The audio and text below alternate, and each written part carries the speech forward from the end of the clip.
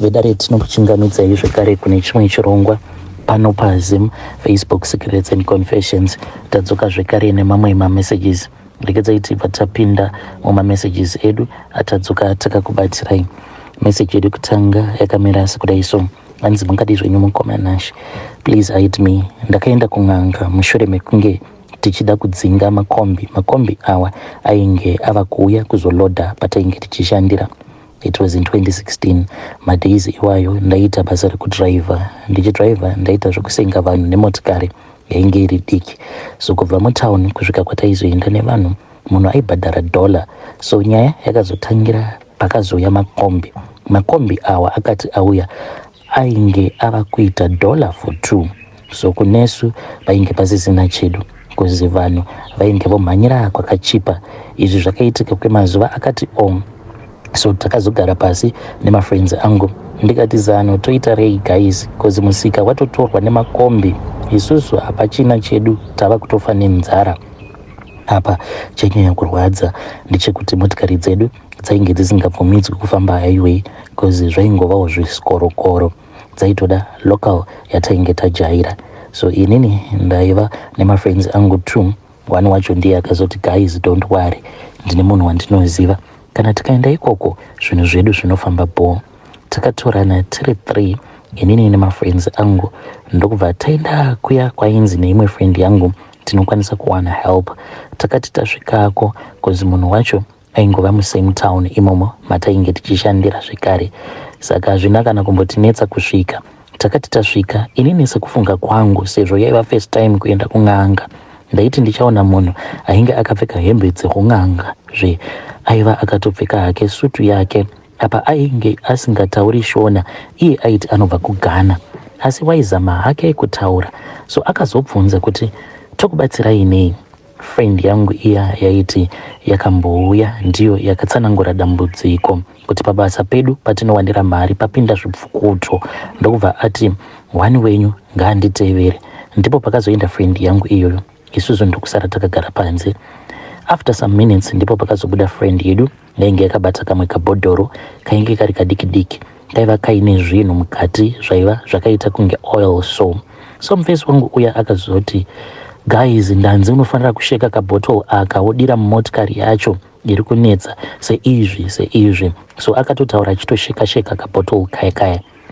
Munoziva mukoma, zvakazoitika mukabhotoro kaya kakatanga kufuta kachifema kachikura zvishoma nezvishoma. Ndipo pandakazoti guys, onai kabhodhoro ako zvakava kuita. Mufesi wangu uya akazama kukatsveta pasi but kakaramba, kakatanga kukura kari mumaoko ake kusvika kaita kunge musoro wemunhu. Apa kainge kava kutowedzera kukura. Ndipo patakazodzokera tichimhanya kun'anga iya, nekuti zvakaitika tichangopinda mumotikari yedu. Akati apinda ndipo paakazoya nekamwe katanda but kaiva kakamonerwa shinda yered nekapenet kadiki. Takazoti tasvika ndipo pakangondoita zvaakaudziwa pachitanda apa, hapana kana zvaakazotiudza, nekuti akati ndanzi ndisakuudzai, ndichangoita zvandanzi ndiite chete. So after 2 days kubva zvakazoita friend yedu iya medzidziya pamakombi iwayo, cause ainge angori 2. One yacho yakangonzi yaenda kundochinjwa engine because yaishandisa petrol kuti ishandise diesel engine, haina kana kuzombonaka. Nanhasi yakagara pamatombo. Yechi2 yacho driver wacho takazongonzwa kuti akatsika munhu ndokubva atiza, saka aitotsvakwa nepolisi ndokubva vatora kombi yacho. Nanhasi iri mukemp yepolisi, maybe yakazototengeswa negovernment. Ndikovo kureurura kwangu. Please motogadzirisa kozi ndanyora ndiri pabasa ndichimhanya. Vedare ndo message iyo yandakatumidzirwa ichibva kuna mukoma vedu. Zvakangoma hazvo vedu we, ngatizame kuti tinge tichitaura navo mukoma vedu ava mucomment section. Strange things indeed they do happen in this world. Rekezai tibva taenda panyedu inotevera yakamira sekudai so: hanzi makadi zvenyu mukoma, ndinokumbirawo kuti munge muchindipostirawo nyaya yangu makavika chitupa changu. Iniwo ndauya pano ndiine confession yangu. Confession yangu yakamira sekudai: mainge muri mugore ra 2010 pandakaroorwa, but kutaura chokwadi murume uyu akandiroora. Nanhasi uno I thought kuti maybe nekufamba kwenguva ndichazokwanisawo kuzotanga kuita mafeelings naye, but handitomborina mafeelings naye zvamuchose. Saka ndikudawo kubvunza kubva kune vedare renyu kuti ndoita sei. Handina hangu kumbogara ndakamuhorera uye zvekare ndakatoroorwa ndichitori mhandara, but yaingova nyaya yekuti the situation was really terrible. Amai vangu vainge vachirwara, ndokubva ndatanga kuzodanana naye murume uyu. Then ndaiva neumwe wangu wandaidanana naye, but I had to make a choice. Ndokubva ndatoroorwa paya, ndakatoroorwa zvakatodadisa. Then ndokubva ndatochata. I got married and then we started staying in Harare. Apa upenyu hwangu hwose ndainge ndakangokorerawo kumusha, ndikatotanga kutogara naye pamba pevabereki vake kuzonosvika azonzi ainge achida kupiwa a company house sezvo he was now a married guy.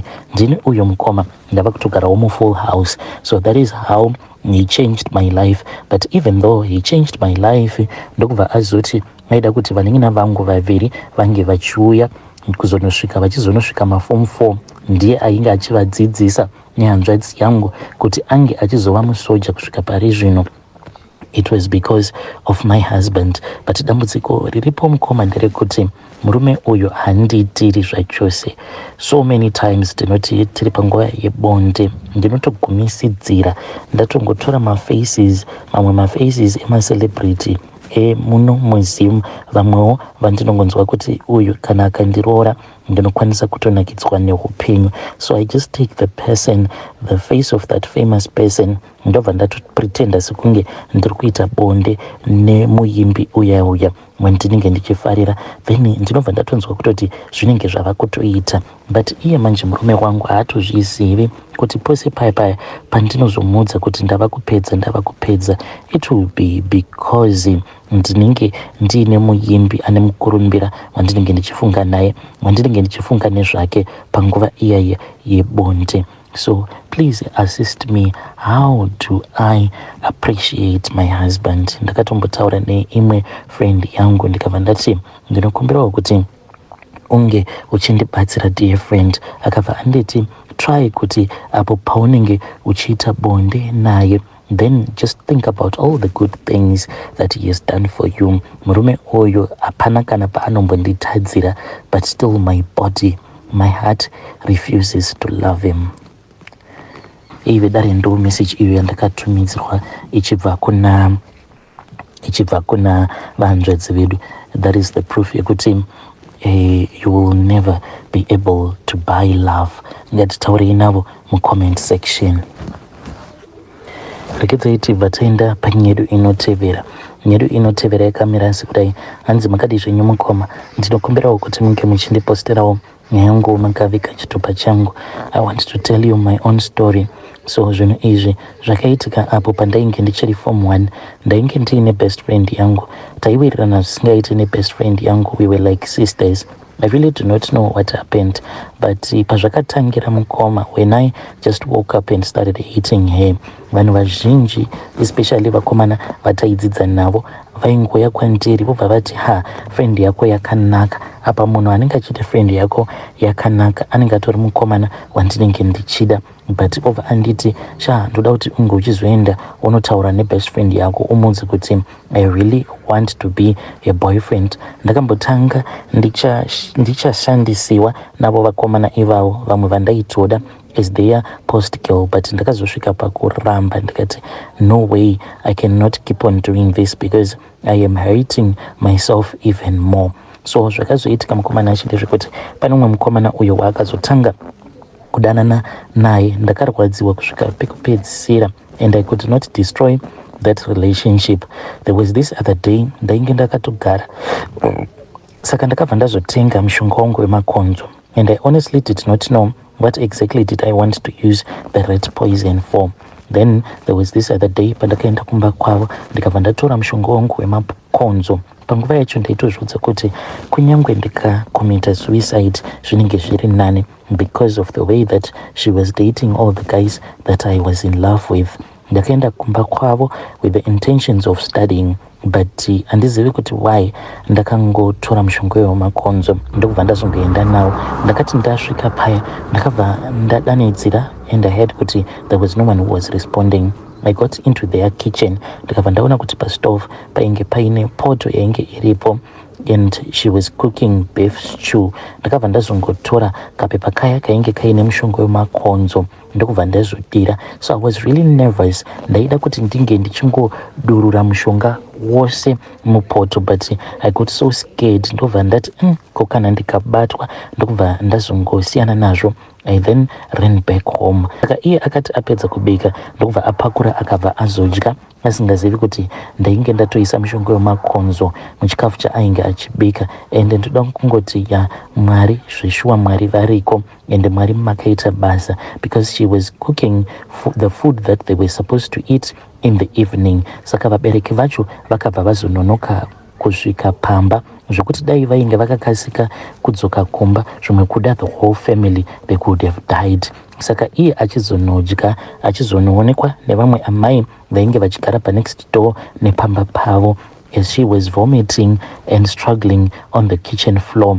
Vakangofungidzira vanhu vose kuti iye musikana uyu ainge azama kucommita suicide, because number one ainge akabira amai vake mari. It was a lot of money. Zvino akati aba 1000 US ndobva azopinda nayo mutown. Amene kuti ainge achida kutenga chii. Akati aenda kutown kuya ndopa akabva azosangana nembavha. Kune mbavha dziya dzekuti dzinotokunyepera kuti tiri kutsvaga vanhu vebasa like temporary workers. Saka iye akabva azotanga kutaura nevanhu vaya ndokubva vazomunyengerera. They offered a fake job. Vakabva vazomuudza kuti iye ange achizovapa mari iyo yaainge ainayo, since ainge achifanira kuti ange achizoenda kunoita stock taking uye zvekare nekuverenga mari kwa OK. Saka aikwanisa kuzoba mari pavanenge vachiita stock taking. Ndokutobirwa kwakatoitwa mari iyaya yaainge abva mukubira amai vake. So everyone just thought kuti sezvo munhu uyu ainge akabva mukubira amai vake mari yakawanda kudaro, ndokusaka ainge azama kuti ange achizozviuraya. Number 2, akabva achizorambwa noumwe mukomana waainge odanana naye, because mukomana uyu vabereki vake vainge vari vafundisi. Saka mukomana uyu akatoya kwandiri akabva anti, as for your friend handichamudi nekuti imbavha. Vabereki vangu ivo vari kutoti there is no way we can allow you kuti unge uchizoroora mbavha. So those were the reasons as to why people thought kuti honestly she wanted to commit suicide. But chainge chisingazivikanwi nevanhu ndechekuti it was I ndini ndakamuisira mushonga wemakonzo muchikafu. So vabereki vake pavakazotodzoka ainge atoendeswa kuchipatara. To make even things worse, akatoendeswa nababa vangu because ndivo vainge vaine an open track. So takabva taenda ndokubva tazonomusimudza. Inini hangu handina kukwanisa kuzoenda nevabereki vangu, akazoperekedzwa nadhedhi vangu namama. So inini hangu handina kuzokwanisa kuti ndinge ndichizobatana navo tichienda tose kuchipatara. It was my mom, then some women that were sitting with her at the back, while my dad nevamwe varume, they were the ones that were sitting in front. She recovered zvake mukoma, but I never said anything. I never said anything. Her parents even asked me if I had suspected kuti during the day, if she had told me kuti pane zvaainge achida kuzoita. Ini ndakaramba ndikati I don't know anything. I remained quiet till this day. And I just want to thank God kuti hakuna kana akambosuspecta kuti ndini ndakaisa mushonga wemakonzo muchikafu chaainge achibika. Vidare ndo message iyo yandakatumidzirwa ichibva kuna vahanzvadzi vedu. Ngatizame kuti tinge tichitaura navo vahanzvadzi vedu ava mucomment section. Regedzai tibva taenda panyedu inotevera. Nyedu inotevera yakamira sekudai so. Hanzi makadi zvenyu mukoma, ndinokumbirawo kuti munge muchindiposterawo nyaya yanguwo makavika chitupa changu. Ndauyawo pano ndiine secret iyo yandiinayo. The reason as to why pamba pedu paine madhoo anozvivhura uye zvekare nekuzvivhara, it is because baba vangu ivo vanonzi vakauraya munhu. Mushure mekunge vauraya munhu ndokubva vazoenda vakabva vazonotsipika mweya wemunhu uya. I am a 22-year-old woman. Mukomanashi, the life that I have been facing, it is filled with challenges, even though my dad is someone who has a lot of money, and he won the court case because munhu uyu wavakauraya, the people they were trying to hijack my dad. Baba vakazoti vabva kuSouth Africa ndopatakabva tazotanga kuona chipoko chemurume uyo ainge akazama kuvatorera motikari yavo. Then baba vangu vakabva vazoenda kun'anga, but havana kana kutombovanza. Vakatotaura kuti vainge vachienda kun'anga, vakaenda kun'anga vakabva vanopiwa zvavakapiwa. Saka titori nenguva dzekutoti chipoko chake murume uyu chinenge chichitonetsa zvekutoti dzimwe nguva usiku hwose kutorara kunotonetsa. Chipoko ichi chinenge chichingofamba chichivhura madhoo chichivhara madhoo. Saka takatongonzi kana tikanzwa zvatinenge tanzwa hatifaniri kuti tinge tichizovhunduka kana kutya, nekuti kuvhunduka kwatinenge tichizoita hanzi ndo kunokwanisa kuzotopa mweya wemurume uyu akaurawa nababa vangu simba. So we just ignore. But mamaids edu mazhinji vanoti paya kana vakasangana nezvavanenge vasangana nazvo pamba pedu, munhu anobva atopeka mabags ake obva atoenda. Vedare ndo message iyo yandakatumidzirwa ichibva kuna vanzvadzi vedu. Ngatizame kuti tinge tichitaura navo mucomment section. Strange things indeed they do happen in this world. Pakaipa kusvika pakuti munoudzana as a family kuti chipoko chake, kunyangwe ukaona chipoko chake, you do not have to be scared. Strange things indeed they do happen in this world.